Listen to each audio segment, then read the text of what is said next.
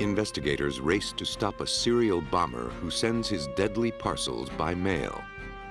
3 people have been killed, and no one knows how many more packages are en route to their targets. In California, experts match wits with a terrorist bent on crippling the Internal Revenue Service. For 5 years, his bombs have confounded authorities. Sheer luck has prevented injuries, but sheer skill is what's needed to catch him. Beneath the rubble, the terrorist leaves a calling card that experts are learning to read. In bomb investigations, forensics means the difference between feeling safe and living in terror.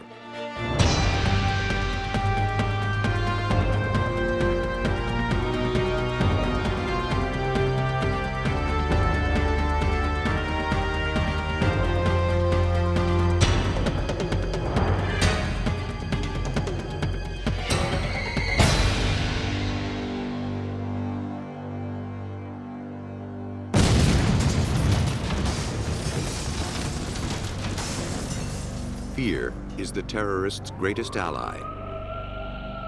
To achieve his ends, he doesn't care who dies. He can strike anywhere, anytime.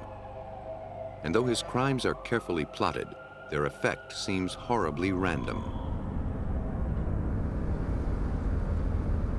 When bombs are his weapon of choice, he can kill from a distance. In Birmingham, Alabama, 2 weeks before Christmas 1989, Helen Vance accepted a package addressed to her husband, Robert.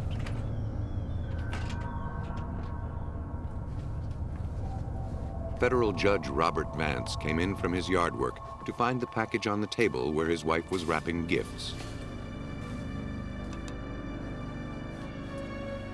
Believing it contained magazines he'd been waiting for, he cut the string and opened the box.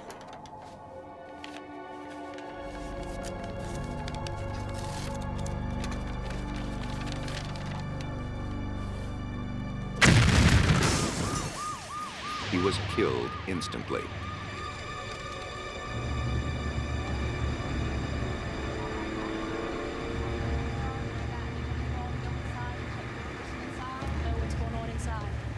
When paramedics arrived on the scene, they tried to help Helen Vance, who was standing nearby when the bomb exploded. She was temporarily deafened from the blast and in shock, unable to speak.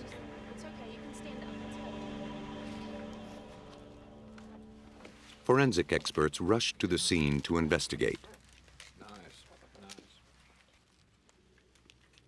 They collected nails embedded in the walls and ceiling, shards of steel pipe, and the remnants of the package itself. The explosion had hurled the shrapnel up to 3,600 miles per hour. Each fragment was carefully cataloged. Only the most meticulous work would allow authorities to catch a killer who struck from a distance. And that killer wasn't stopping. 150 miles away in Atlanta, 2 days after Judge Vance was killed, a package arrived at the 11th Circuit Court of Appeals, addressed to the clerk's office.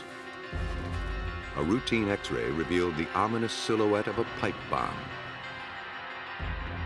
Before the shocked security officers could stop it, the package dropped to the floor.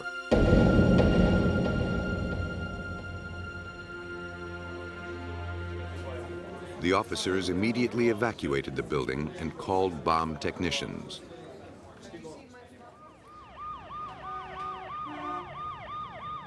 An alert posted after the death of Judge Vance described the device that killed him. The Atlanta bomb resembled the one in Birmingham. Though Vance's bomb was rigged to explode when the package was opened, the bomb techs had to assume this one could blow at any moment. The drop from the conveyor belt and routine handling in the post office could have rendered it unstable. Their Kevlar suits, 3 inches thick and weighing 80 pounds, provide safety only at a distance. If the tech is close to the detonation, the pressure from the blast would crush him. The first step was to photograph and X-ray the bomb to study its components. The X-rays revealed no timing device, so the techs breathed a little easier. I think the switch is going to be all right. We know the bomb. There was no reason to rush. Unless a bomb is rigged to a timer or strapped to a victim, bomb removal typically takes hours. Every step was planned, every motion rehearsed. As each maneuver was carefully completed, the bomb techs paused to ventilate their smothering suits and modify their strategy. As a precaution, the area around the building was kept clear of pedestrians and traffic.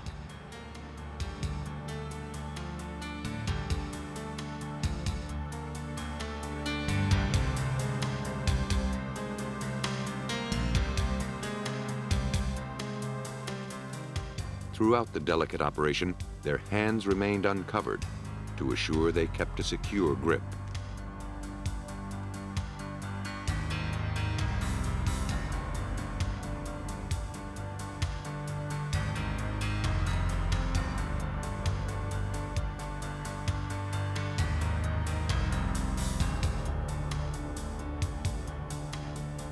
Once they were certain the bomb was stable, they lowered it into a bin and put it in an armored trailer.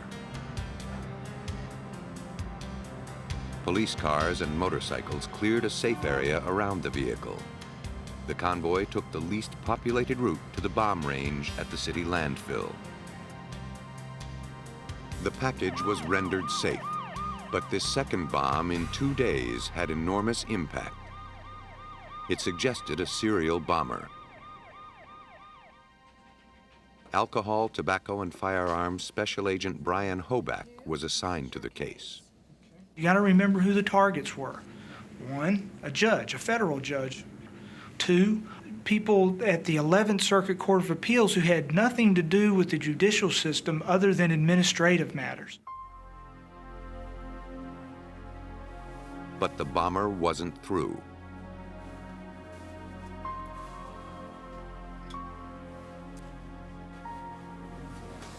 On December 18th, the same day the Atlanta bomb was deactivated, attorney Robbie Robinson received a package in Savannah, 250 miles away. Like Judge Vance, Robinson had no reason to suspect anything sinister about the package sitting on his desk a week before Christmas.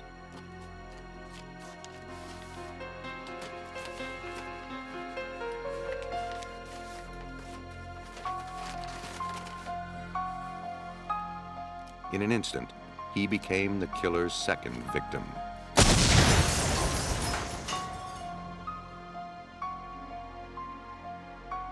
Investigators mapped out the direction of the explosion to better estimate the size of the bomb.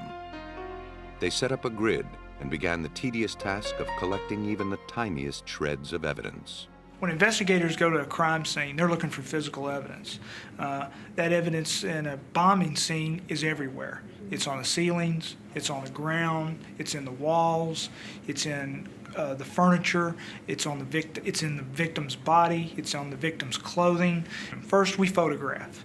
Then we grid the room so that we know exactly where that piece of evidence came from and we can articulate that to a jury.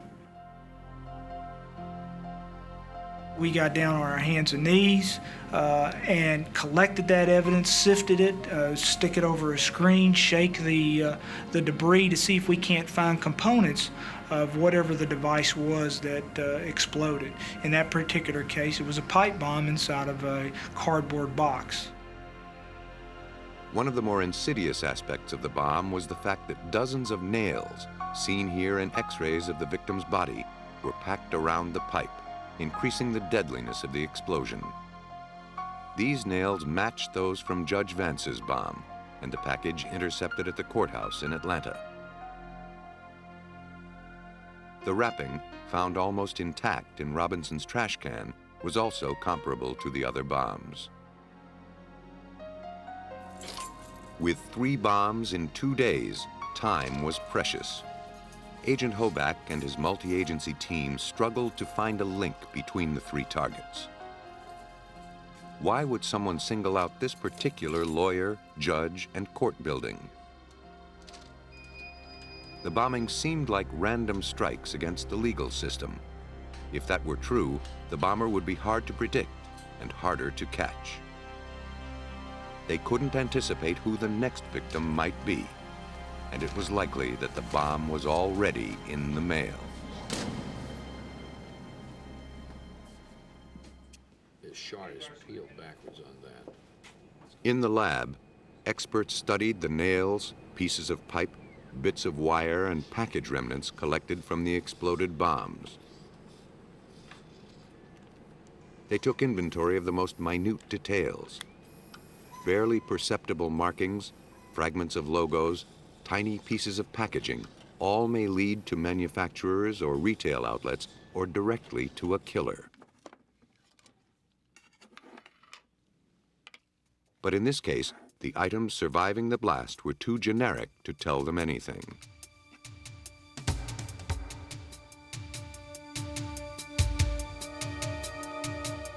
The bomber continued with his deadly plan. Fortunately, Jacksonville, Florida NAACP President Willie Dennis was too busy to open her mail on December 18th.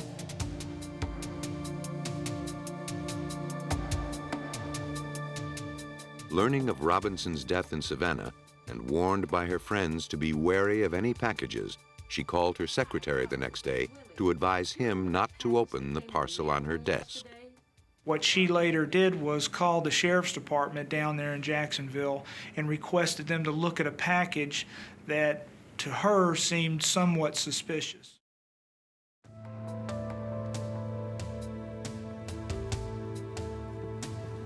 The technicians noted it was identical to packages used in the previous bombings.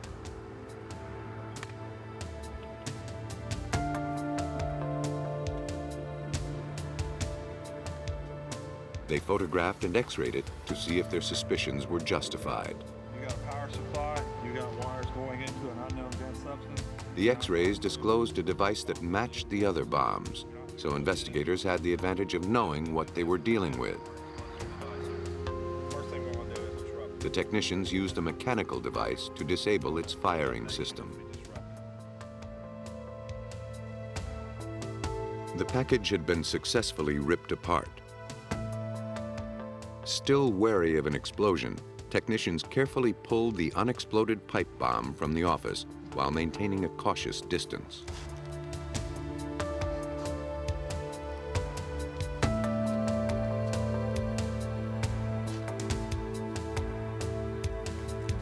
It was brought to a bomb range, studied, rendered safe, and carefully dismantled.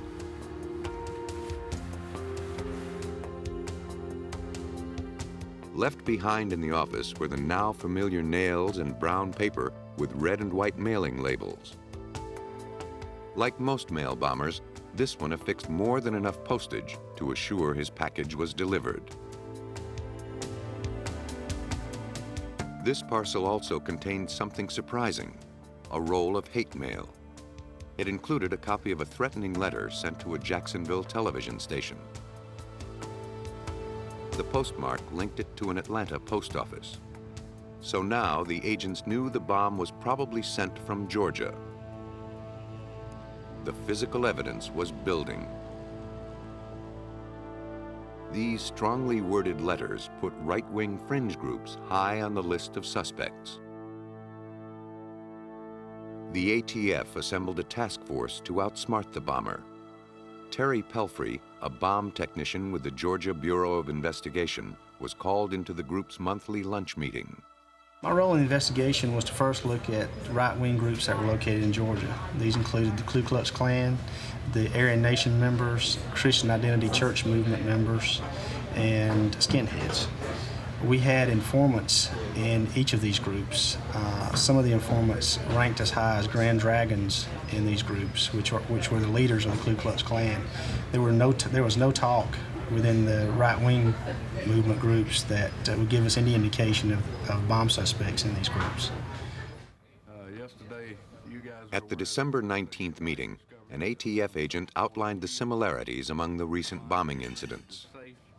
After considerable effort, did you see anything you recognize? He passed around pictures of the bomb recovered at the courthouse and described what he knew of its construction. The device consists of a pipe bomb with flat welded end plates. The description struck a spark of recognition for ATF bomb expert Lloyd Irwin. The bombs resembled one he saw in 1972. Though he had inspected more than 3,000 bombs in his career, he had a feeling this was the work of the same bomber. The minute I looked at it, I saw some characteristics of this bomb that reminded me of the 1972 bomb. That being that it had square end plates held with a bolt through the center. I only had one bolt, but still it was the same technique. How about drawing me a picture? He hadn't seen another like it in more than 15 years. From memory, Irwin sketched the 1972 bomb. You learn that the guy, even though he changes his technique, if he's made them before, he'll keep something similar because he knows it worked before. Why trash it when he can make it work again? So he might modify it, but he'll still have some similarities of something that he's done before. Did we get him? Yeah. For Irwin, the construction of the devices bore the signature of the 1972 bomber. Right after the meeting, he called Special Agent Hoback. So Lloyd Irwin called me back at the office to advise me that he had seen only one other device like this in all the years that he had been involved in these types of investigations, and he gave me the name of the man who had been convicted of possessing that device in 1972. That man's name was Walter Leroy Moody. Roy Moody had been convicted of building a bomb he intended to send to the man who had repossessed his car. The bomb's real victim, however, was Moody's wife, Hazel, who inadvertently opened the package, injuring her hand and eye and severely burning her face. Roy Moody went to prison, and Hazel was granted a divorce. The ATF began taking a closer look at Roy Moody. We eliminate suspects by different things. Motive might be one way to eliminate them, whether their presence was actually in the area. There's a number of ways to eliminate suspects. However, what we were doing with other suspects by eliminating them, we could not do with Walter Leroy Moody. At this point, most of the evidence linking Moody to the bombings was circumstantial. The investigators now had to positively link the components of the bombs to the suspected bomber. For that, they relied on the ATF Forensics Lab in Atlanta. By analyzing the chemical composition of the detonators and primers, experts determined who manufactured them. Fortunately, the company had very limited distribution in the Southeast. The manufacturer provided a list of the stores that sold their product. Meanwhile, the ATF noted further similarities between Moody's 1972 bomb and the recent ones. All used cardboard boxes, metal pipes with square end caps and a rod, flashlight batteries, and flashlight bulbs. So investigators would have more first-hand information. Specialists recreated and detonated the bombs.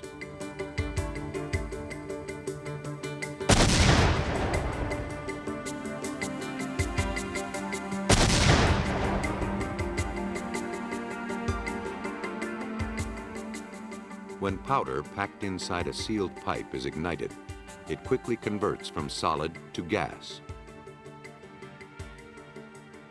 The resulting pressure is enormous.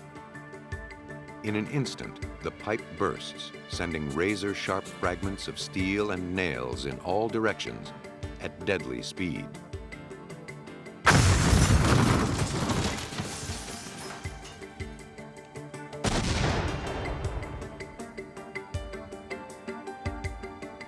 Whoever built these bombs went to great lengths to maximize their destructive power. They were made for only one purpose: to kill. A behavioral profile described the killer as a white male, working and living alone or with one other person, disciplined, educated, self-structured, meticulous, and cowardly. He believed his current job was beneath him. Presented with that profile, Terry Pelfrey recognized the precise description of the man he had been investigating, Roy Moody. Bill Hagmeyer with the FBI did the psychological profiling. He did not know Walter Leroy Moody at all. And so I sat during the meetings with Mr. Hagmeyer. He read the psychological profile that he had written up, and he wrote Mr. Moody's life story in that profile. It was really rather scary. The weight of the combined evidence was enough to obtain a search warrant. On February 8th, investigators searched Moody's house. They uncovered law books and transcripts of Moody's 1972 bomb trial. As we found in his transcripts during this search warrant, the highlighted areas where we matched forensically the evidence from the explosive site to the evidence that was found within his home and his workshop. All that matched in 1972, so in 1989, Mr. Moody gets smarter. He thinks he gets smarter. But it was the clues detectives failed to find that raised their suspicions further. We knew that Mr. Moody kept his books from school because he had his law books. However, he didn't have his chemistry books. We also did not find the weapons that apparently Mr. Moody owned. We knew he owned some because he had ammunition in the front seat of his pickup truck. So where were those weapons? Following a lead, investigators secured permission to search the basement of a house in Chamblee, Georgia, where Moody rented storage space.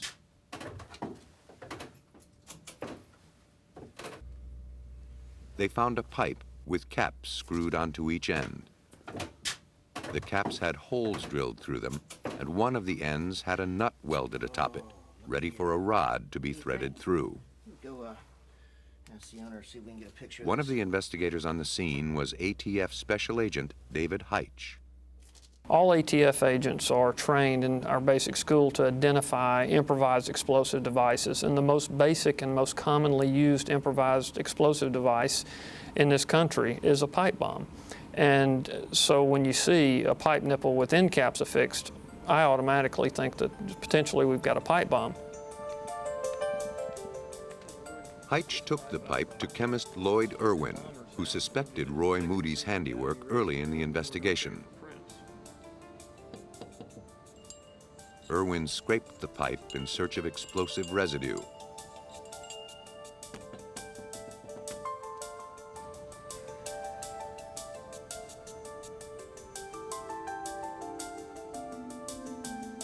His analysis yielded only rust. The pipe may have been a prototype, but agents had no way to prove it. They just didn't have enough to make their case.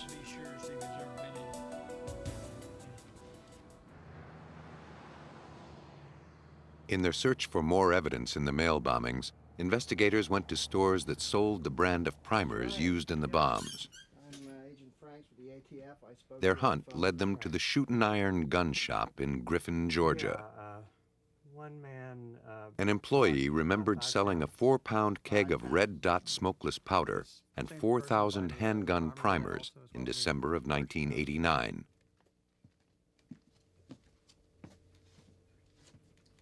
The large purchase stuck in his mind. Red Dot was the powder used in the December bombs, and 3,200 primers were needed to fire them. In a photo lineup, the clerk chose Roy Moody as the customer. Investigators felt they had their man. On July 10, 1990, Roy Moody was arrested and held without bail. Police also brought into custody his wife, Susan, as a possible accomplice. She was permitted a bond.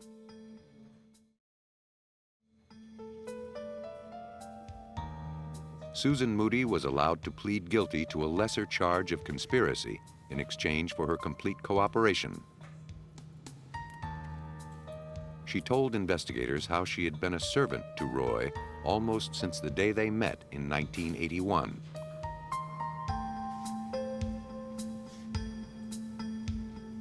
She said Roy taught her to cover her trail, use disguises, buy materials, and mail packages far from home.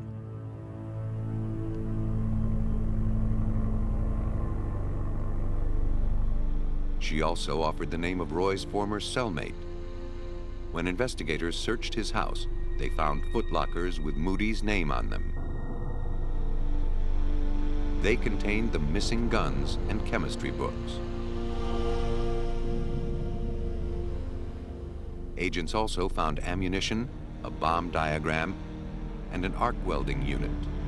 Susan Moody's testimony was crucial to cracking the case. She pretty much put everything together for us. We had bits and pieces all throughout the investigation of why Moody did this, how he did this, to what extent he did the bombings the same way that he did in 1972 as far as their construction. However, Mrs. Moody actually told us how he went about the process and how the process began with the motive.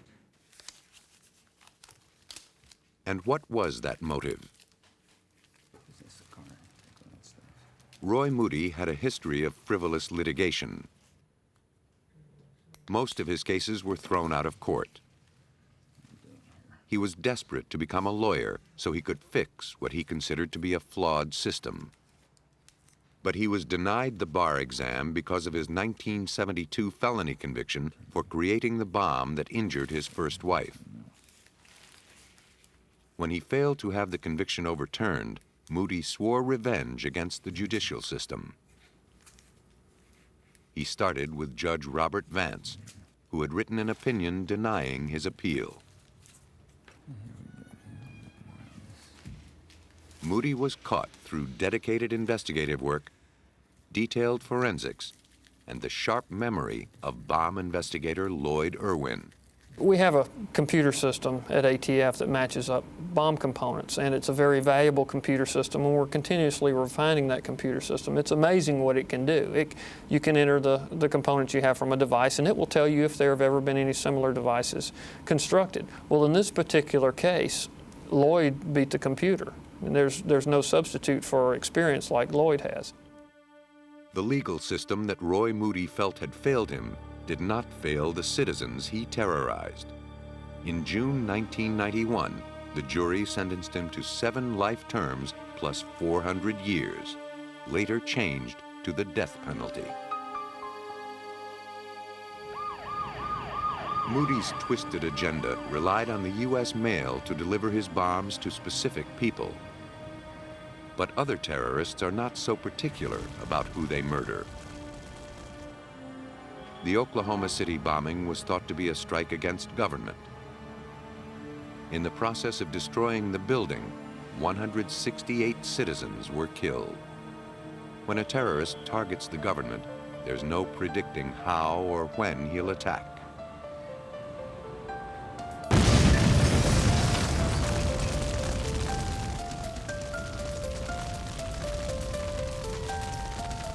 In the early morning hours of February 22, 1990, the West Los Angeles Fire Department answered a routine call to douse a burning truck around the corner from their station.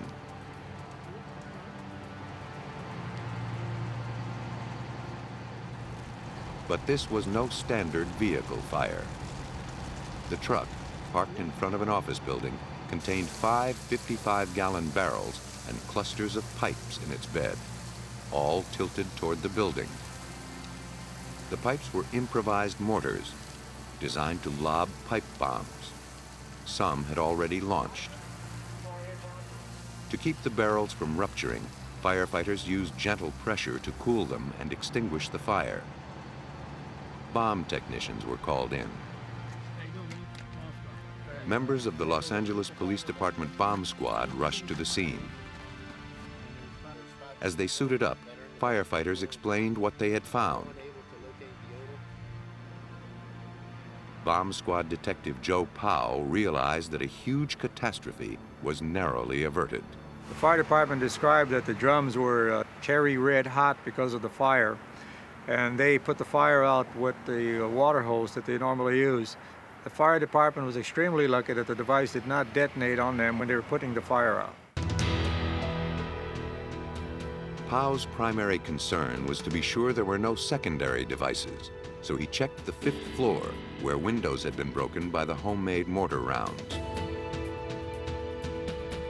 The bombs penetrated the office of the IRS, which occupied the 5th floor, but damage was minimal.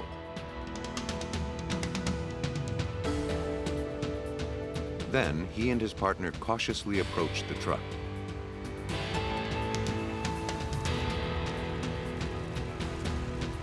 They needed to determine whether the truck was booby-trapped, since their first priority is to keep people from getting hurt. Once the area was evacuated, we went up and took individual samples out of each drum, analyzed them at the scene visually, and then sent them back to the lab for a scientific evaluation to see what the chemical structure was. The contents of the barrels were sent to the lab. Using a gas chromatograph, the samples were broken down into their chemical components.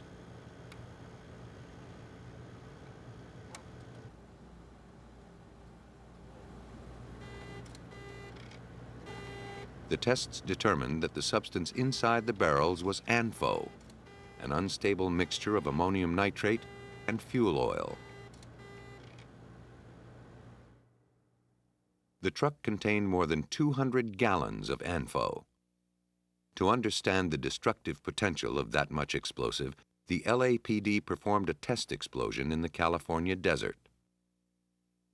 They filled a pickup truck with a combination of ANFO and TNT to simulate the conditions at the IRS building.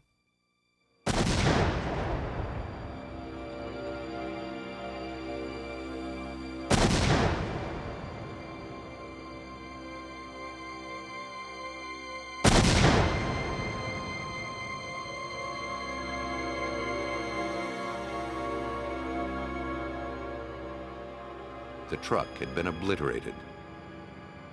Wreckage littered the desert floor.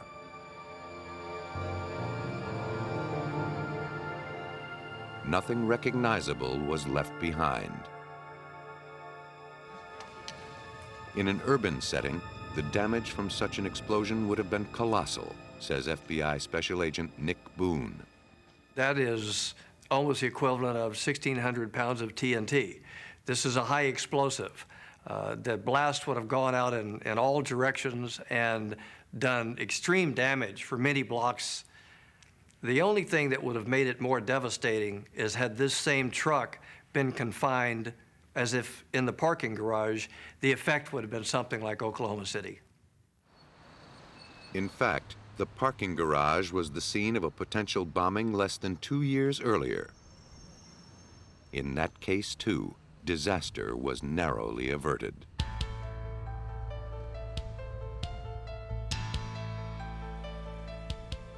The IRS building had been the target of bombings before. In September 1988, the basement parking garage was the scene of the first incident. Detective Powell and the bomb squad disarmed a 1971 Toyota at this address.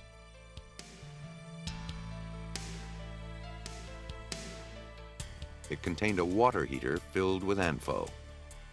It also had a booby trap under the rear tire. When tripped, the car burst into flames. As the fire department extinguished it, they found pipe bombs in the trunk. Bomb squad technicians determined that gasoline cans and plastic detergent bottles in the back seat were filled with ammonia and bleach. They were designed to fill the garage with poisonous fumes. The bombs were deactivated without incident. The car had been reported stolen from the parking lot of Ford Aerospace, but there the trail grew cold. But not for long. 6 months later, a routine line check by the power company uncovered pipe bombs attached to 4 high-voltage power poles behind the same building. the bombs detonated, causing minor damage. The IRS building in West LA wasn't the bomber's only target. The power line bombs resembled one found 8 months earlier, about 50 miles away. An electronic detonator and ANFO were attached to the base of a power pole servicing the IRS building in Laguna Niguel, California. It was rendered harmless by the bomb squad.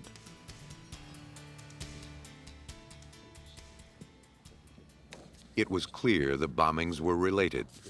These attacks and bombings in other buildings dating back to 1986 led to the formation of a multi-agency task force on terrorism. It found that the circuitry in all the bombs was similar. FBI Special Agent Frank Bhakti was a case agent for the task force. All explosive devices, especially serial bomber explosive devices, have a specific signature or type of construction unique to the bomb maker. And if you could examine a series of unexplained bombings, you can examine the way the bombs are put together and make a fairly educated guess as to whether one person might be responsible based upon the way the bombs are constructed. Besides the design similarities, all the bombings shared a common target, the Internal Revenue Service. We began investigating in several directions. One was to try and find other similar bombings that were committed in this area and to see who was either convicted of those bombings or suspected.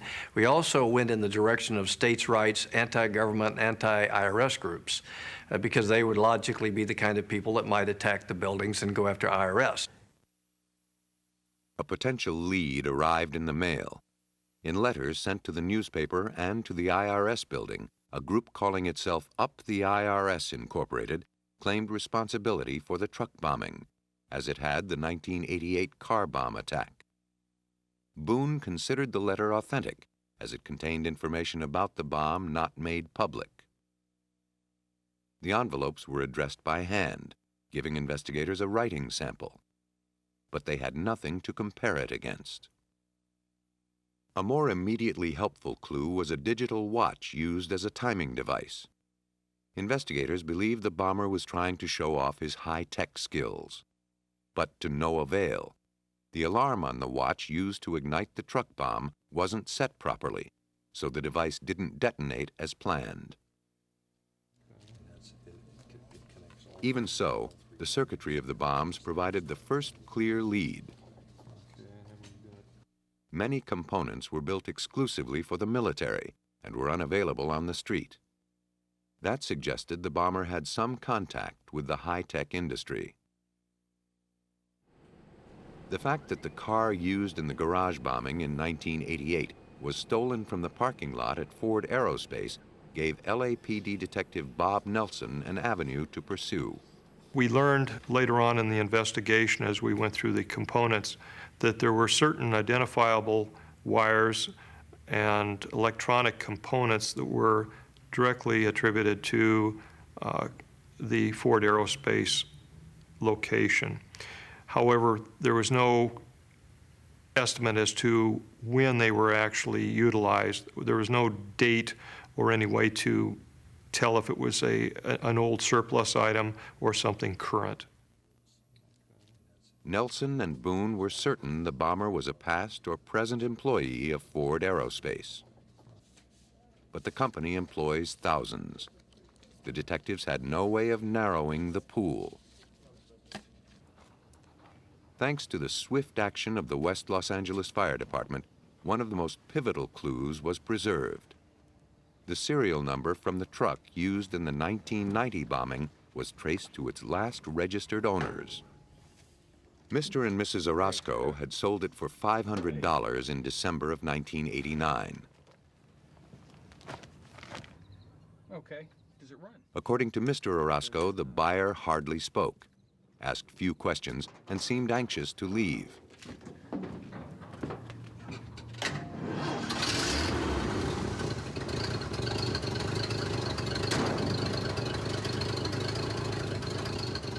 He didn't haggle over the price, and he paid cash.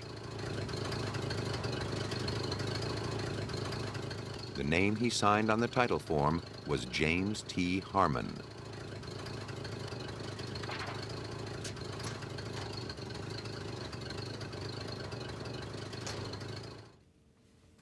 Police knew that if they found Harmon, they'd find the bomber.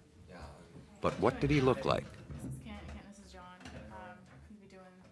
A police artist brought an identikit to the Orozcos to create a composite sketch. Oh yeah. It was. There was some balding going on. It contains hundreds of overlays of generic facial features. The style, straight. By mixing and matching, the artist slowly fashioned a likeness of the suspect that the witnesses were satisfied with. An initial check with FBI, ATF, and LAPD files came up empty. In the meantime, the bomber struck again. On the morning of March 31st, 1991, mortar fire buffeted the parking lot and roof of the IRS Service Center in Fresno, California. No one was hurt. The 13 missiles were launched from a vacant lot, where investigators collected extension cords, wiring, and crumpled newspaper used as packing. They also picked up a digital watch timing device and aerospace circuitry. Agent Boone knew the same bomber was responsible, and he knew he and Detective Nelson were getting closer to catching him. I took one look at it, saw many of our components, and knew this is our bomber again. This is our serial bomber. But this time he slipped up, and we got the major break of the case. One of those components was what we call a heat sink. It's simply a piece of metal that disperses heat. Boone believed the specialized component was probably made by Ford Aerospace. He needed to learn more about it, but everyone at the plant was a potential suspect. Who could he trust? Discreet inquiries about the component brought him nothing. Frustrated, getting nowhere, he showed it to the assembly engineer, taking the chance he wasn't the bomber. He walked down one corridor, turned the corner, walked down another, reached into a bin, and handed me an identical heat sink. I can't tell you what the feeling was like at that point. It was the most exciting part of the case ever, and I also began to look around quite concerned that I'm now standing here with the heat sink in my hand, and there's every possibility that the bomber is 2 tables away, is on the assembly line, is the engineer around the corner. We got out of there about as fast as we could get away from the assembly line and back off the floor. Although identifying numbers had been filed off, the components were ringed with red paint. The engineer explained that meant they were defective and pulled off the line. This considerably narrowed down the possible areas at Ford Aerospace. Only 84 of them were ever manufactured, and 9 of them only had been pulled off the line as defective. So now we really had 4 of 9 in the entire world. Hello, sir. Thanks for seeing us. Investigators brought the composite sketch to the manager of the engineering lab, the most likely source of the heat sink. The manager didn't recognize the face and didn't know a James Harmon. Who was this man? Detectives knew they were getting close, but the identity of their bomber still eluded them. How soon before he struck again? How soon before he killed someone?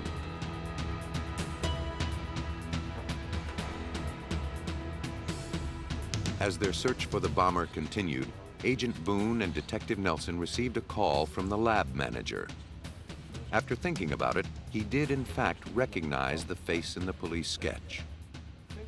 It bore a resemblance to an engineer in the large-scale inspection lab. It looked like a man named Dean Harvey Hicks. The investigators raced back to Ford Aerospace. At his desk, they found anti-IRS cartoons, and in his employee file were writing samples that matched the handwriting on the envelopes of the letters that claimed responsibility. Once we reached a part of the investigation where we were at Ford Aerospace, and Nick Boone pulled open the personnel file and made the comparison with the photograph and the handprinting and handwriting, we knew that Dean Harvey Hicks was our suspect. Digging deeper, agents learned that on January 17, 1990, a man named James T. Harmon purchased 700 pounds of ammonium nitrate fertilizer, the main ingredient of ANFO, at the Orange County Farm Supply Company. James T. Harmon was the name on the DMV form submitted after the purchase of the truck used in the 1990 bombing. The handwriting on the receipt matched that of Dean Harvey Hicks. Incriminating handwriting was also found at the scene of the Fresno bombing, placing Hicks at the scene. He had figured on some newspaper how far his mortar bombs would fire, how much powder would send the bomb how far, and he had worked this out on this piece of newspaper. He then wadded that up and actually used it for packing in the Fresno device. We had that also. When we straightened that out and were able to look at the numbers on a flat surface, we were able to actually also match those to his handwriting.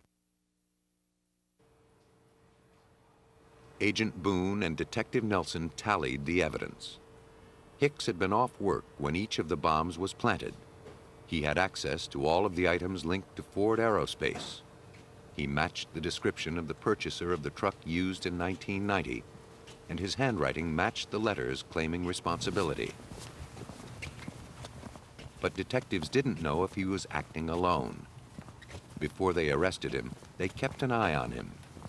Surveillance continued while the arrest warrant and search warrants were being prepared, while we looked into his past to determine whether or not there was other people involved with him. At a point in the investigation, we believed that there may be some interest in him constructing another device. We initiated the search warrant and the arrest warrant the following day. His arrest came on July 11, 1991. Hicks was brought to a hotel room for interview. There, he seemed pleased to provide details about the bombings. He especially liked to answer technical questions the investigators could not figure out. By the time we had finished the interview, Dean Hicks had made a complete confession and described to us in great detail how he put together and delivered most of the bombs. He actually had some loss of recollection on some of them because it was just too long ago, but he was incredibly detailed on all of the more recent bombings, how he meticulously put them together and how he constructed them and how he delivered them to the site. While Boone and Nelson interviewed Hicks, forensics experts searched his house and garage. There, they found bombs in progress, circuits, ammonium nitrate, and false ID bearing the name of James T. Harmon. The story became very clear.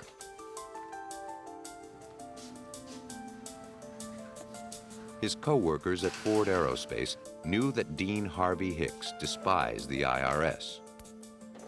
But they didn't know he was stealing parts from the workplace in order to attack the government agency.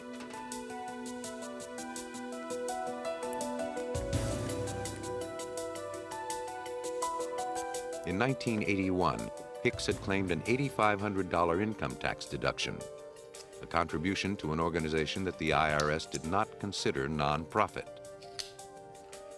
It denied the deduction. Hicks claimed that the IRS employee he spoke with laughed at him, so he used his electronics expertise to exact his revenge. Though he claimed to be part of a group, the Task Force on Terrorism determined that Hicks acted alone. Organized groups are not always responsible for acts of domestic terrorism. One person can do just as much damage with a little bit of explosive knowledge as an entire terrorist organization. And I think in the past, we would always tend to look at the organized terrorist organizations being responsible for some of the acts. I think Mr. Hicks has shown everyone that one person acting alone can be just as deadly and just as dangerous as a large group. As clever as Dean Harvey Hicks was, the tireless efforts of investigators like Agent Nick Boone and Detective Bob Nelson finally ended his reign of terror. Finding him guilty on 4 counts of using destructive devices against a federal facility, a jury sentenced Hicks to 20 years in prison. Ironically, he was also ordered to pay more than $335,000 to the Internal Revenue Service. The crimes of Dean Hicks and Roy Moody were personal vendettas disguised as political statements.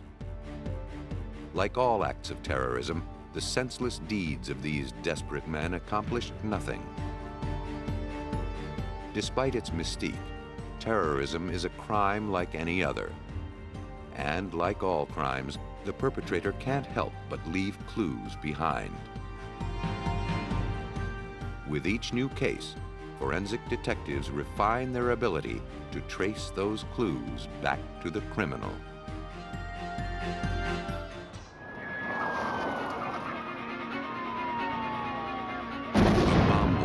Shatters a residential neighborhood and kills a police officer.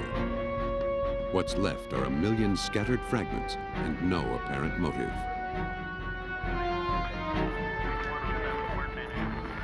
Authorities hit the streets to solve a murder, but the roots of this insidious crime lie hundreds of miles away.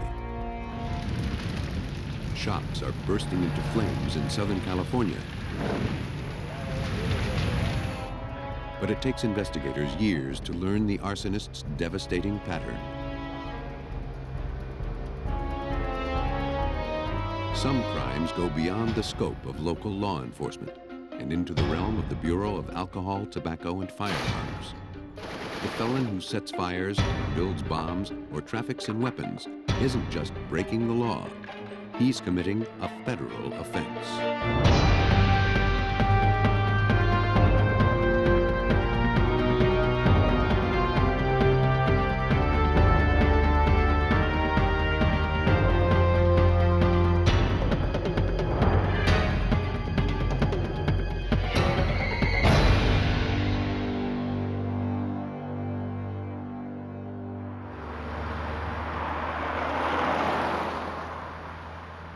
Located just outside of Boston, Massachusetts, lies the quiet working-class neighborhood of Roslindale. But on October 27, 1991, that sense of quiet came to an end. That morning, Thomas Shea Sr. backed his car out of his driveway on his way to work. He heard a scraping noise and stopped to investigate.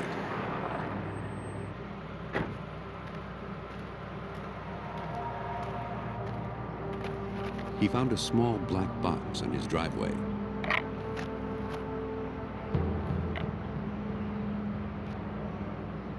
Though he owned an auto body repair company, Shea knew nothing about the mechanics of cars. He assumed it was part of the undercarriage. His neighbors convinced him it looked more sinister than that.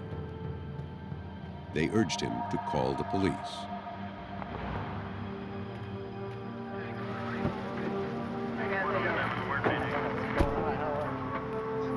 Shea told police about the suspicious object. He was now afraid it might be a bomb. Bomb investigators Jerry Hurley and Frank Foley examined the small wooden box. Each had more than 20 years' experience in high-risk situations.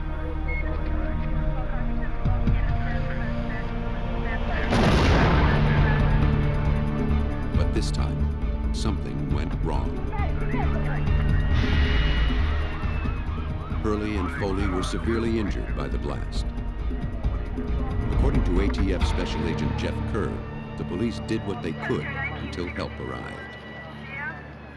Both of them still conscious, both of them heroic as could be, concerned for each other, asking how was Frank, and Frank asking how was Jerry, and people in the neighborhood started responding, and ambulances were called, and that was the beginning of quite a long investigation. Because police officers had been injured in the blast, agents from the ATF's Boston office were called in. The ATF's National Response Team worked with Boston police to find the culprit and the motive. Paramedics tried to stabilize the bomb technicians. Both were seriously injured. They were taken to the nearest hospital. Later that day, Jerry Hurley died of his injuries. Frank Foley was maimed for life. The bomber was now a killer. Investigators collected every speck of debris, hoping some of it might be unique enough to lead to the bomber.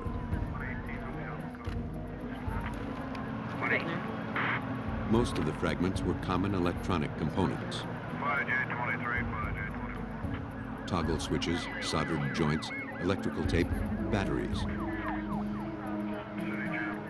They could be obtained anywhere, making them virtually useless as clues. Among the bits of shattered plastic, metal, and wood, the ATF tried to find a grain of truth. At this point, everyone was a potential suspect, especially Thomas Shea Sr. First of all, you have to question the validity of the initial statements. Was this thing on the car? Did it fall off? Did this individual who found this actually pick it up, move it, and then a day later move it back? So those are some of the questions. Then why does it detonate when this officer is standing over it? That's one of the questions. Is it designed for a police officer? Was it designed to get a police officer out there and to kill a police officer? Though the ATF had to consider that Shea might have been the bomber, he wasn't a man without enemies. He'd made a minor career out of petty litigation and was currently involved in a heated lawsuit with the owner of the garage where he rented workspace. The owner was added to the list of suspects.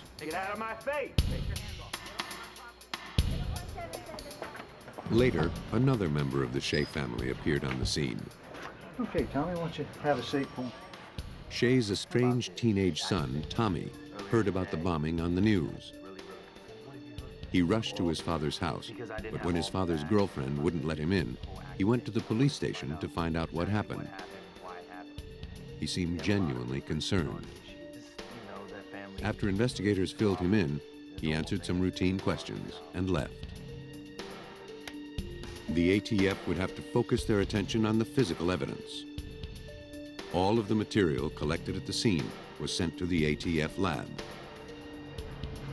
Investigators found what appeared to be the detonator. Small, white, crystalline particles coated the device.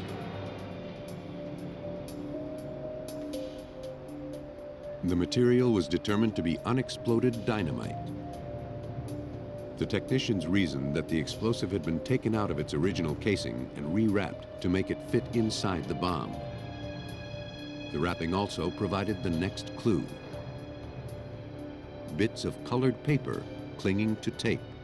Forensic chemist Cynthia Wallace examined the paper. They looked like they were from a magazine. They also had pictures of, looked like mussels and maybe some fruits and vegetables and a little tiny piece of writing. Looking at that, it appeared to me that that might be the graphic artist's name who had designed the photograph and the layout of the article. So I had our librarian give me a list of all the Muscle magazine publishers that she could come up with, and I started calling them up. Wallace managed to find the magazine that hired that graphic artist.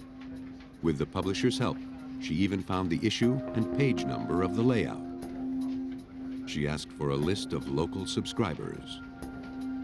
Unfortunately, muscle magazines like this are usually sold over the counter, and they have very few subscription sales. Though the quirky wrapping didn't lead directly to the bomber, it helped to establish his signature, the specific way he constructed the device by rewrapping the dynamite. As the evidence collection continued, another clue emerged. Several distinctive screws. They were unique to a specific brand of remote control device. The component is used in remote control toys. Rigging it to an explosive device required some knowledge of electronics. This bomber, whoever he was, had been doing his homework, or had done this before. As investigators began to create a profile of their bomber, the next clue came from an unexpected source. On October 31st, 3 days after the bombing, Tommy Shea held a press conference. The bombing had garnered widespread media attention, and much of it focused on his family. He claimed that he was the target of the bomb. He said the bomber was a man he owed $50,000. Tommy's admission was news to police. Nothing in their investigation pointed to Tommy as the target. After the conference, they asked him to come to the station to tell them more. Agents checked into Tommy's story. They found no evidence that could link the man Tommy accused to the bombing. They also did a background check on Tommy Shea Jr. and discovered he was wanted in another town for receiving stolen property. Police arrested him on the spot and took an inventory of everything he had in his possession. It included a little address book. Eventually, Tommy was released on his own recognizance. By now, police had interviewed 200 people about the bombing and had made very little progress. Investigators turned their attention to the evidence collected from the bomb site. The thousands of tiny pieces recovered from the scene had given the ATF National Response Team enough to reconstruct the device.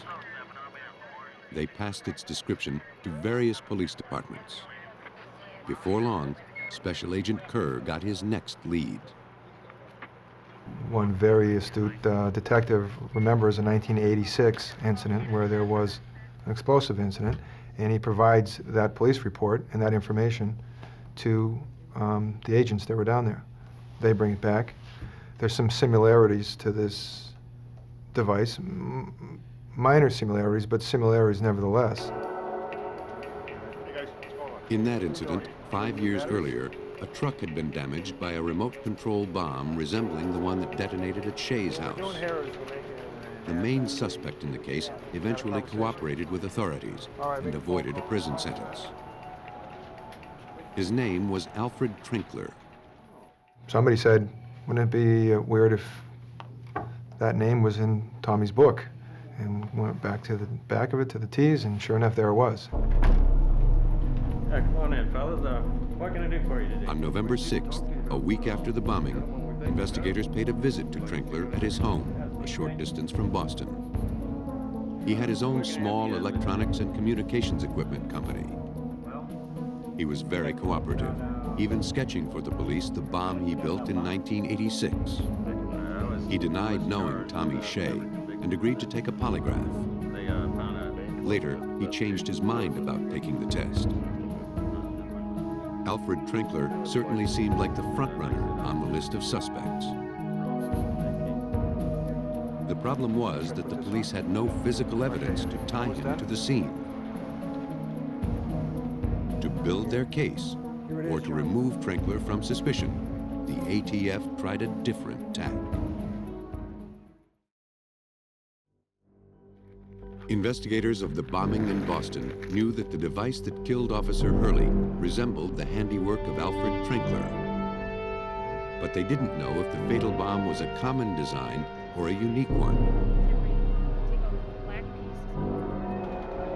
Morning, gentlemen. To find out, they sent the information gathered from the scene to intelligence research specialist Steve Scheid in Washington, D.C. Scheid would be able to plug the information he knew about the device into a national database of bombing incidents.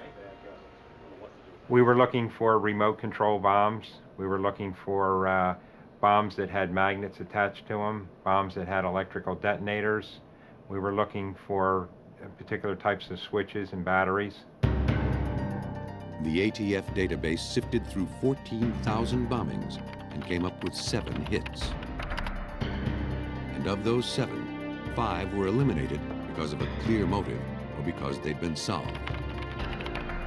That left only 2, Trinkler's 1986 bomb and the bomb found in Thomas Shea's driveway.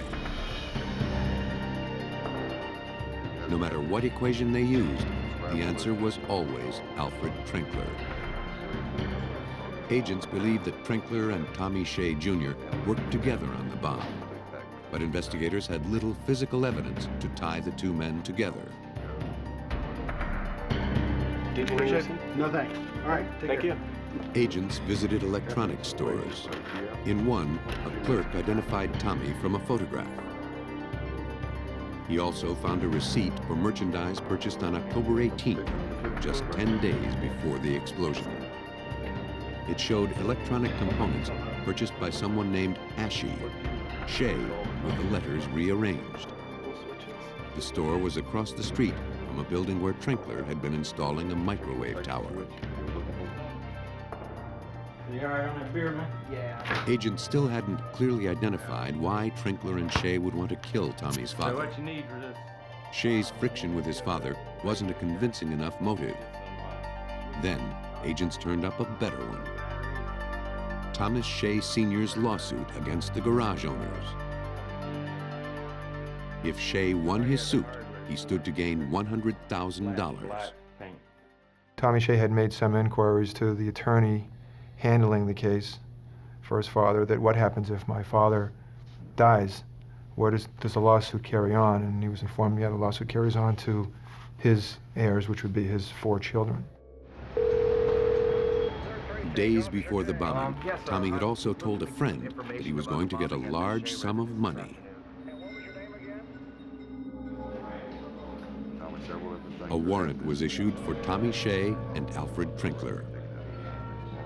Though the case against Shea was mostly circumstantial, investigators felt it would hold.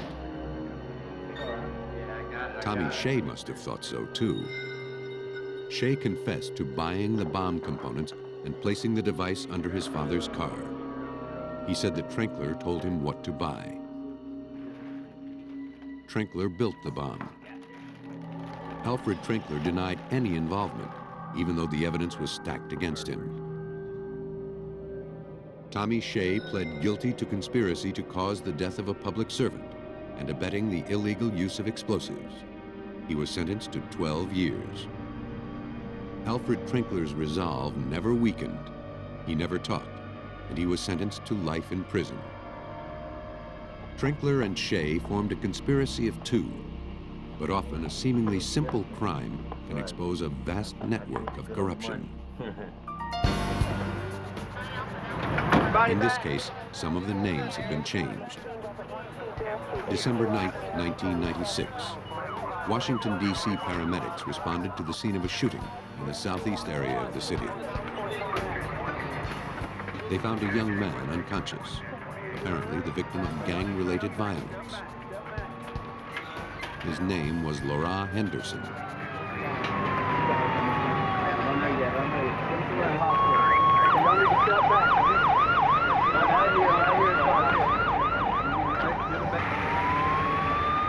On the way to the hospital, Henderson's condition suddenly worsened. The ambulance pulled over. Paramedics worked to stabilize him enough to get to the hospital. An EMT supervisor pulled up and offered to help. The paramedics accepted gratefully. As she worked, a man approached her and demanded to see his cousin. She asked him to step away from the ambulance. He pulled a gun and opened fire. One paramedic struggled with the gunman and wrestled the weapon from him. The other paramedic took a shot to the foot. Henderson was killed instantly. Police processed the scene. The paramedics couldn't identify the assassin. The attack had happened too fast. But he had been injured in the scuffle, and his blood was found on the paramedic's shirt. The garment was kept as potential evidence. The handgun retrieved at the scene, which had delivered the fatal shots, was a .40 caliber Beretta semi-automatic. But Henderson was initially wounded by 9mm slugs. Police knew that 2 guns were used in this crime, but they didn't know if 1 or 2 shooters were involved.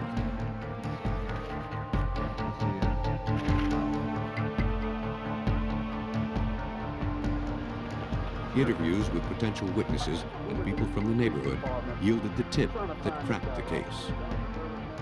A witness told police that only 1 shooter was involved. His name was Robert Byrd.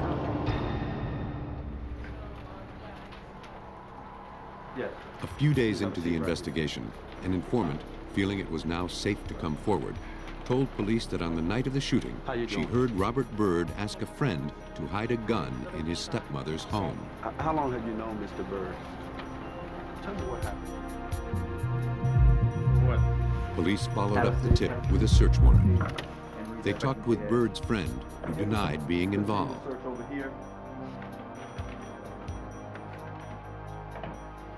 Then they uncovered a 9mm Ruger semi-automatic handgun.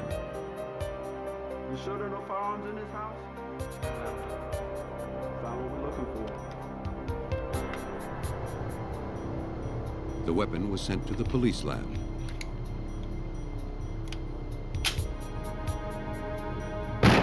After test firing the weapon, a ballistics comparison determined that this was the gun used to initially wound Laura Henderson.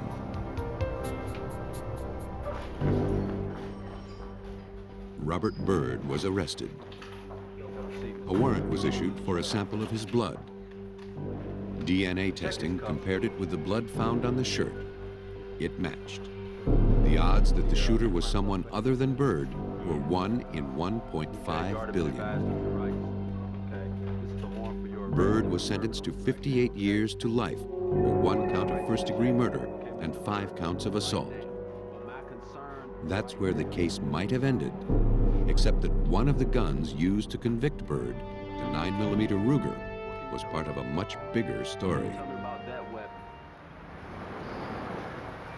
Washington, D.C. has one of the country's highest rates of handgun violence. Despite strict laws prohibiting handguns, they find their way onto the streets, and most often into the hands of gang members. Over the past 5 years, nearly 2,000 people were murdered in the District of Columbia alone. It's the job of the Bureau of Alcohol, Tobacco, and Firearms to stop the flow of these illegal weapons by cutting them off at their source. But once the weapons are already on the street, they could turn up anywhere. The ATF dedicates its vast resources to tracing handguns used to commit crimes, but they have to find them before they can trace them. Records maintained by licensed gun dealers are the key to tracing guns used in crimes. According to the ATF's Washington Field Division Special Agent in Charge, Patrick Hines, the records can pinpoint exactly how a gun falls into the wrong hands. Every gun has a lineage, a pedigree, where it was manufactured, what wholesaler it went to, what retailer, who was the first purchaser of that firearm, and how it weaved its way through the manufacturer to the last person that had it involved in a crime. Guns are traced by their serial numbers, but many guns retrieved from crimes have had their numbers filed off. Before they can begin a routine trace, ATF forensic scientists have to restore the gun's serial number. That's the job of firearms and tool mark examiner Elizabeth Gillis at the ATF National Lab in Rockville, Maryland. At the lab, they often must raise numbers from 60 or 70 guns at a time. Even if the number appears completely gone, Gillis can usually retrieve it. The stamping process actually changes the molecular structure of the metal, giving it a sort of memory. It just takes a little prodding to restore it. After smoothing and cleaning the surface where the number was filed off, it's treated with a chemical reagent, Because stamping the serial number weakens the metal on the surface of the gun, the reagent attacks the weakened metal around the serial number at a different rate than the metal on the rest of the gun. This reaction, when viewed under a bright light, creates a contrast, making the serial number visible. Once the serial number has been stamped into a gun, it is nearly impossible to obliterate it.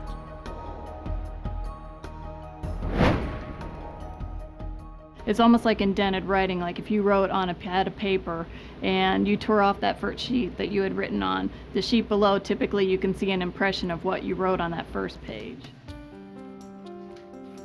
With a gun's serial number in hand, ATF investigators can begin to trace it. They first contact its manufacturer. The manufacturer of the gun that killed Laura Henderson reported that it had been purchased by Len Jones, a licensed gun dealer from Missouri. Special Agent Michael Mund found it peculiar that a gun sold in Missouri made its way to the streets of Washington, D.C. Missouri is not one of the states that we know of being a source state of firearms trafficked in the District of Columbia. About half of the firearms that are recovered in the District of Columbia come from the states of Maryland and Virginia, with the rest of the firearms coming from the southern states. As a licensed dealer, Jones was required by law to record every gun he purchased and to whom and when he sold it. The ATF found no record of who purchased the gun that killed Laura Henderson. But Jones may have been guilty of more than just bad record keeping.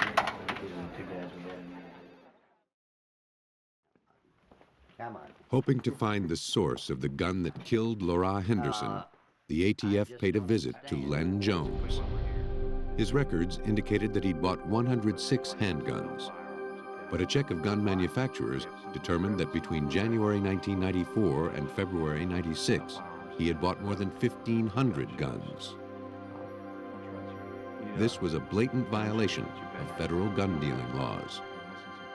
Investigators wondered how many of these weapons were on the streets of Washington, D.C.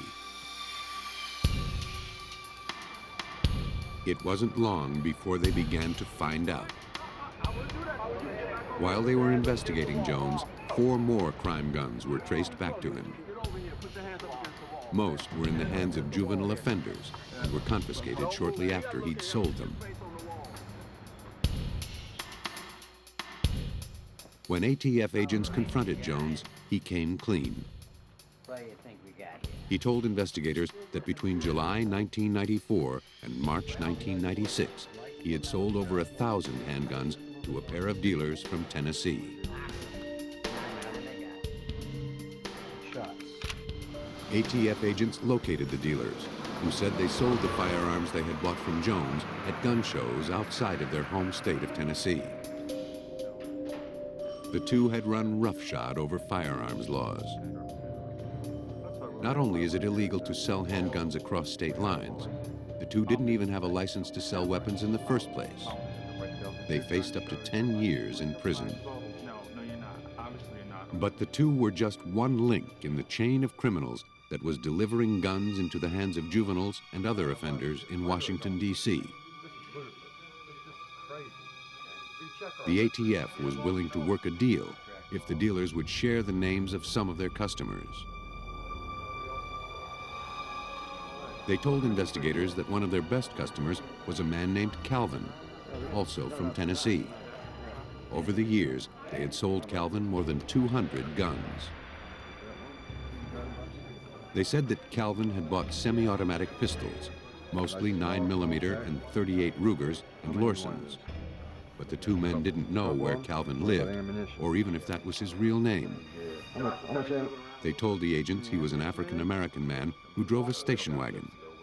When they wanted to find him, they called a pager number, which they turned over to the ATF.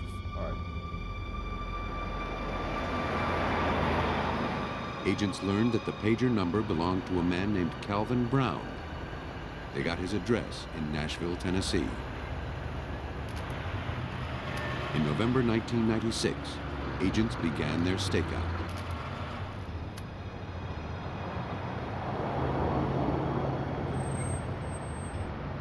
After a number of hours, we observed the vehicle pull up to the location. A black male was driving the vehicle, and he fit the description that was given to us. Investigators ran the station wagon's license plate and found out that Calvin Brown's real name was Salon Carroll. He worked as a counselor at a youth center in Nashville. We felt we were moving along in the investigation and that we needed to bring it to an end so that Carroll could not traffic any more firearms to the District of Columbia. Investigators devised a sting to catch Carroll, hopefully without gunfire. In December 1996, an ATF informant contacted him to sell some illegal weapons. Carroll specified that he was interested only in guns without serial numbers.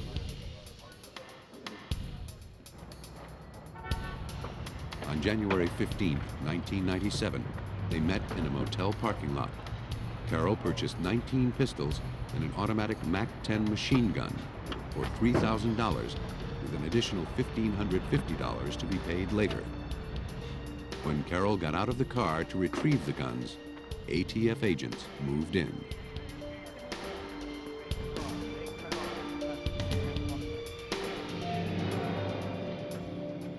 Faced with up to 20 years in federal prison, Carroll admitted to selling over 200 weapons to known gang members in Washington, D.C. Well, what do you think these kids are doing with those 20 have been taken from juvenile offenders.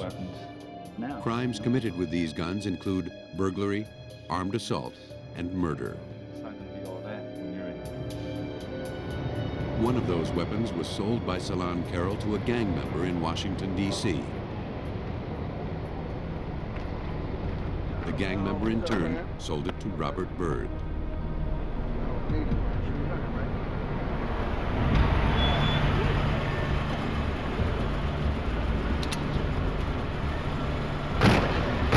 Byrd used it to murder Laura Henderson. To date, 109 weapons traced to Carroll have been recovered as the result of joint ATF Washington, D.C. police investigations. Most of the guns illegally purchased by Carroll are still in criminal hands. The ATF continues to monitor the case.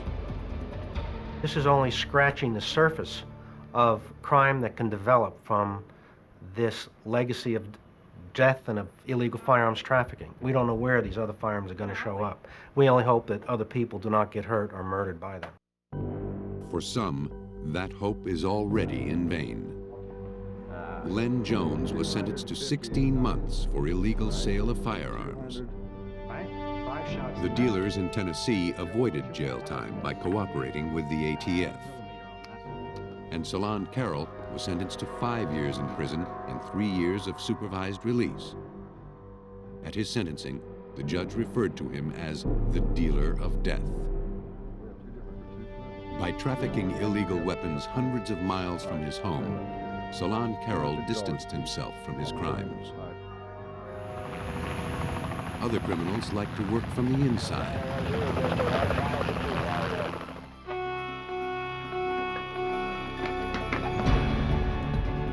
On January 14, 1987, firefighters in Fresno, California were called to a large fire in a fabric store.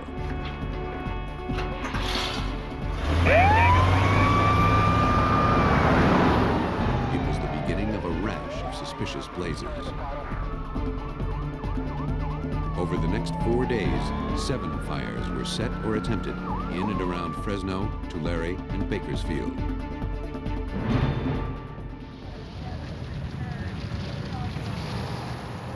All started in shops during business hours. Investigators could not find any evidence of an accelerant, yet all the fires spread quickly. People evacuated from the stores told firefighters the blaze seemed to come out of nowhere. After ruling out other causes, investigators suspected arson in every case. The 7 fires caused over $700,000 in damage. The flames left behind few clues. Arsonists count on fire to destroy all evidence that might lead back to them. Processing fire evidence is a specialized task, one that small-town forensic labs don't usually handle. The samples collected from the fires were sent to the ATF lab near San Francisco. Daryl, can you take fingerprints of these items? Among the rubble, the only promising clue was a charred cigarette butt, some burned matches, and a piece of yellow paper secured by a melted rubber band recovered from a fire in Bakersfield. Investigators surmised that these innocent-looking items might have been part of a simple delay device used to set the fire. Paper. Investigators were lucky to have found it.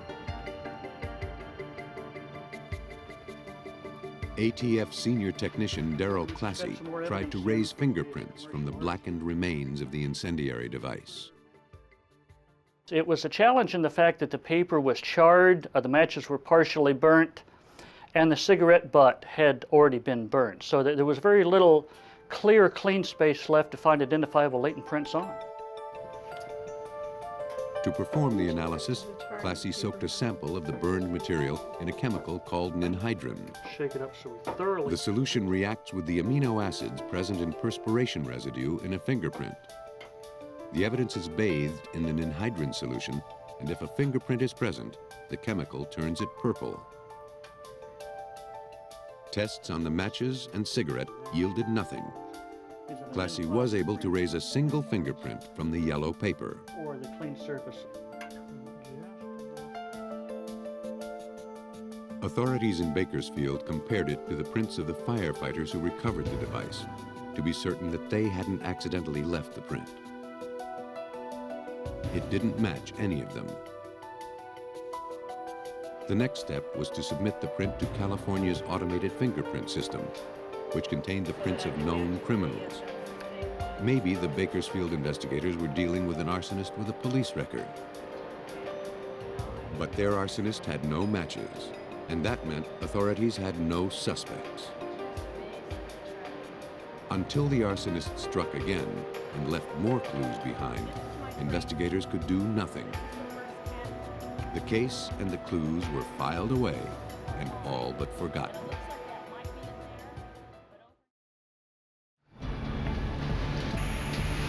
On March 27, 1991, 4 years after the first fires in Southern California, firefighters in Los Angeles County were called to 3 burning stores in less than 3 hours. Though the blazes were within 2 miles of each other, they occurred in separate fire districts. One of the fires caused $1 million worth of damage.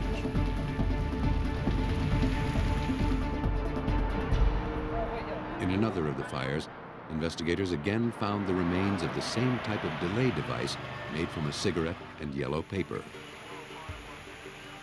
The suspicious pattern of fires might have gone unnoticed, if not for the LA County Sheriff's Office, which had jurisdiction over the whole area.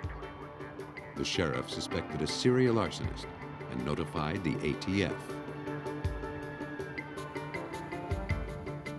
Agents from the ATF went over the records of the various fire departments that had been investigating the suspicious fires. They looked for other fires that fit the same pattern. They found more than they bargained for. Over the past 4 months, 5 fires were set in stores in and around Los Angeles. All fit the same pattern. All started during business hours. No accelerant was found. All were close to each other and to the freeway.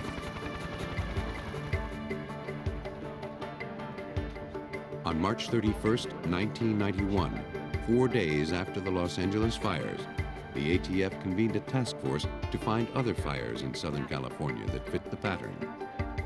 ATF Special Agent Michael Matassa helped to coordinate the effort across jurisdictions as the search for the arsonist began.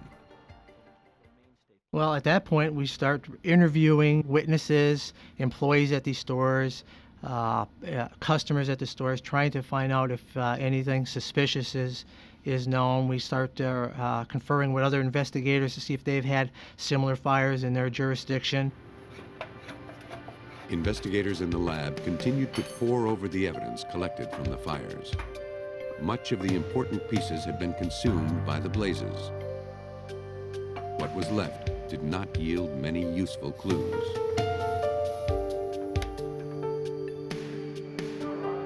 As part of the outreach effort, an ATF agent was dispatched to the monthly meeting of FIRST, the Fire Investigators Regional Strike Team. He shared the information the task force had gathered and asked the FIRST members if they had anything to add. One of them had much to say. An investigator from the Bakersfield, Fresno area happened to be in town and was attending the conference. He pulled our investigator aside and turned us on to the possibility of similar fires occurring in the San Joaquin Valley in 1987. He had been in charge of the 1987 investigation when the ATF forensic lab raised the fingerprint from the yellow paper recovered from one of the Bakersfield fires. The investigator looked back at his records. As he compared the fires, he realized that all the suspicious ones had been set around the time of the California arson investigators' conferences. More than that, he realized that the fires had followed routes from the conferences heading south toward Los Angeles.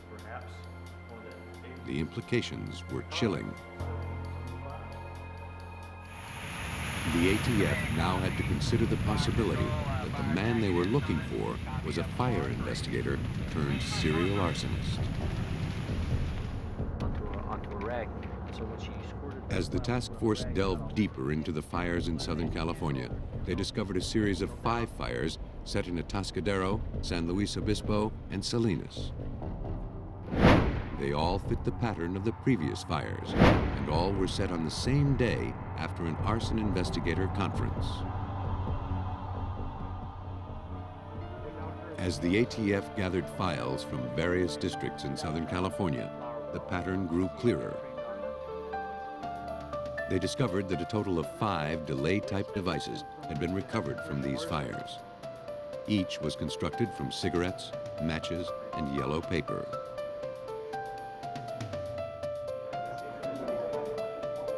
Now that they established a physical link among the fires, ATF agents retrieved the 87 fingerprint from their Fresno office.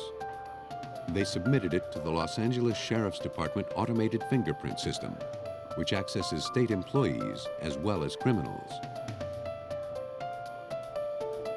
This time, the computer came up with a match, but it was no cause for celebration. Double-checking only confirmed the grim conclusion. The print belonged to arson investigator John Orr. One of California's most respected fire professionals was now the prime suspect in the 1987, 1989, and 1991 fires. A 17-year veteran in the Glendale Fire Department, Orr had earned a statewide reputation as the Sherlock Holmes of fire investigation. He had trained thousands of top fire investigators. That Orr could be responsible for setting dozens of fires over a 4-year period was difficult to believe. Occasionally you may find, as in any other profession, somebody who's gone bad in the field, but to have someone of his reputation and such widespread over such a long period of time, I mean, we're incredulous over it. They looked for some other explanation. Investigators who had worked with Orr thought that perhaps he had just forgotten to wear gloves when handling evidence. When he was deep in an investigation, he got his hands on everything related to the case. But Orr hadn't worked the 1987 fires. There was no record of him even looking at the evidence. It seemed the only way John Orr's fingerprint could have gotten on the incendiary device was if he had placed it himself. Investigators had to consider him the main suspect. To prove John Orr's innocence or to establish his guilt required a deeper investigation. All they really had was a single fingerprint on only one device. Well, we kept the investigation very covert because we wanted to make sure that fingerprint wasn't accidentally on the device. We only had him on the one fire, so now it was important for us to keep it quiet while we developed an investigation to tie him into all of these other fires that we were sure the same arsonist had committed. Investigators checked Orr's log sheets at the Glendale Fire Department to see where he was when the fires were set. The log sheets could give Orr an alibi. If he were logged in at the station, he couldn't have set the fires. But in every instance, they reported him out of the office at an undetermined location. 7825, code 6. When they followed him, they observed him buying cigarettes. John Orr didn't smoke. Despite this incriminating evidence, building their case wouldn't be easy. Orr knew their business as well as they did. We knew when it came time to interview him that he had done interviews, so he would know what to expect in the interview. And really, we had to put together as much circumstantial evidence as we possibly could to prove that nobody but him could have done the fires, and that was the tactic we took. Armed with a photo of their suspect, investigators returned to the scenes of the 1987, 1989, and 1991 fires. They hoped to speak to anyone who might remember seeing Orr. They found several eyewitnesses. A number of employees were able to pick him out as a customer who had been in the store prior to the fire. In one store, we had an employee say that she saw him carrying some paper in his hand. The yellow paper was part of the device, and she pointed out to us that the color of the paper he was carrying was yellow. Sure, I'm just looking for some fabric Witnesses samples, put maybe Orr at to the scene of 2 of the fires. In both cases, he was spotted in the stores shortly before they burned. Then, the ATF received the forensic report on the devices recovered from the earlier fires. The ATF lab had identified a signature. That is, the devices were all built the same way, using the same materials. The ATF surmised the arsonist didn't need an accelerant because he was placing these devices in flammable items within the stores. The device was designed to start the fire slowly, letting it smolder until the extreme heat erupted into flame. That allowed the arsonist to leave the scene long before the building was engulfed. The construction of the device was simple, but its design pointed to an arsonist with a keen knowledge of fire. The forensic analysis concluded that the devices were the work of a single individual, an individual responsible for more than $18 million worth of damage. The ATF database of arsonists could not match these devices as the signature of any other known arsonist. The report cleared away any remaining doubts investigators might have had about Orr's involvement. Then, Orr himself provided an extraordinary piece of evidence. I got a phone call from John Orr's supervisor, and he said that he had seen a letter that the secretary was typing talking about a book that John Orr was trying to get published. In that letter, he describes the suspect being a firefighter who's been setting fires for the last 10 years in Southern California and had not been apprehended. One suspect in this. Orr hoped to get the book published and to sell the rights for a television movie of the week. This is one of Camilla's fires. ATF agents acquired the manuscript from an author and former firefighter whom Orr had solicited for advice on his novel. For ATF agents who dedicate their lives to investigating deadly fires and bombings, Orr's book wasn't a pleasant read. Well, frankly, I couldn't believe what I was reading. I mean, I originally thought that maybe it would give us a little insight into John, but never that in my wildest imagination I think that the exact fires we were investigating were going to be chronicled in the manuscript.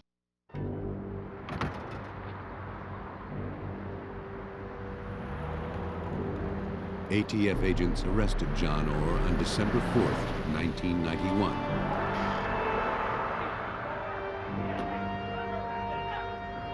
Officers searching his truck found yellow ruled paper, matches, rubber bands, and cigarettes. The same brand used in the devices. In his house, they found videotapes of arson fires still under investigation. They had been shot at close range. The evidence was conclusive. leaving investigators with just one unanswered question. When we interviewed him, we were concerned with why he did it. I mean, we were convinced that he had done it, and we had good evidence that he did it. And we were trying to get him to explain why, which he never did. In 1992, John Orr was convicted of setting 3 fires and sentenced to 30 years in prison.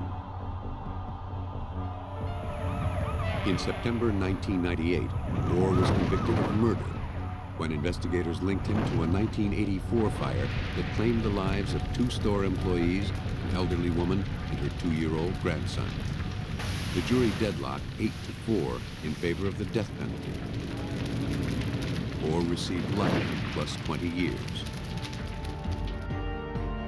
No crime is committed in a vacuum.